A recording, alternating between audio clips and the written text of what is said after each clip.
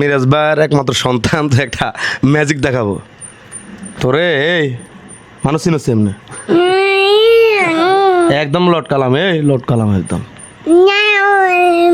Kirby তোর বস্তার ভিতরে বস্তার ভিতরে বান্ধি আলাই দম দেখবি তো আবার গিটার আছে আমার দেখবি। এ নামে নাম নাম নামেন তোর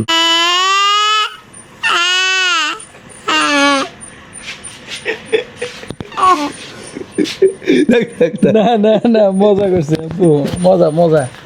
না না না না না না না না তবে তোমার সারাস নিয়ে দিবে না, সারাস নিয়ে দিবে। দা দা দা দা হ্যাঁ মজা করছে আপু। আল্লাহ, ও হচ্ছে মানে সেকেন্ডের ভিতরে হাসবে। এই এখন ভালো হয়ে গেছে, এখন ভালো হয়ে গেছে।